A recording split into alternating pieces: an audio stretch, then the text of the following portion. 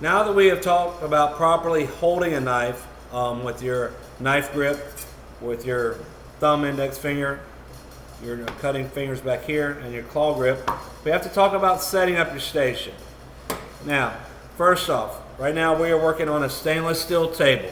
This is very easy to clean, and it has to be cleaned and sanitized before you do any of this, before you go any further. I have already cleaned it. Cleaning is taking the debris off of it. Sanitizing is reducing the number of pathogens on this surface to an acceptable amount. After I have done that, I have to get my cutting board. This one is a white polycarbonate or real thick plastic, what you might call it, cutting boards. Cutting boards can be made of a number of different things. I have another one right here. This is a wood cutting board. This one actually is designed for a culinary class. It shows your different types of cuts, the way they would look whenever you are done. It's got different measurements on the top and bottom. This is not your average cutting board. Typically cutting boards are going to be plain like this other side. There are other cutting boards that are made from bamboo. They could be made from glass, which I do not recommend. There are just cork cutting boards. A number of different surfaces. This is a very good all-purpose cutting board right here, and they make a number of different sizes. You might have ones at home that are down to this small. You might have even a little bit bigger. This is, I would say, a typical commercial size, and I would even venture to guess this is probably 14 by 18 inches. That's just a guess, so. Now, to have your, before you can ever start cutting anything, you have to stabilize your cutting board. See how this wibbles and wobbles? You have to put something underneath that. Now, there's a number of different ways to do that. You have right here, I don't know if you can see how well you can see this. This is your typical shelf lining.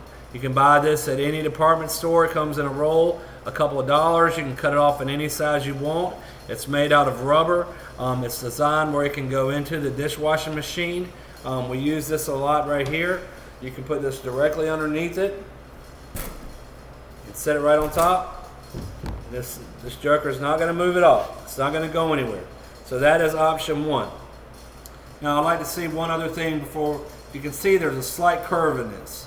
If you do have a curve, this is the side that the curve is, it's like concave, and this is the side where it's bowed up. Always put the side that is bowed down. That way you have a good surface to put your cutting board on.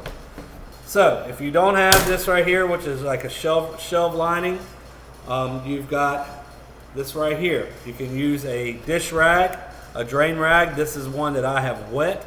Typically you don't want it to be too frayed, but it doesn't have to be in the perfect condition. If you have it, but if you have a lot of loose ends on it, you could have loose fibers that could get in your food. This as well can go right on below it. And typically this is actually the one I prefer the most. This, I've got complete stability underneath it. It's not going to go anywhere.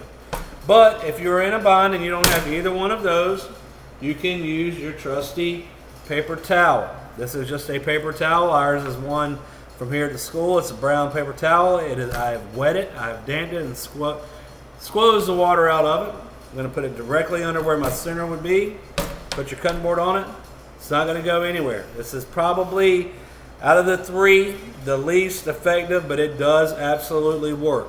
If you needed more of, you could put more paper towels underneath it, or you could do one over here and one over here, but typically one is going to work.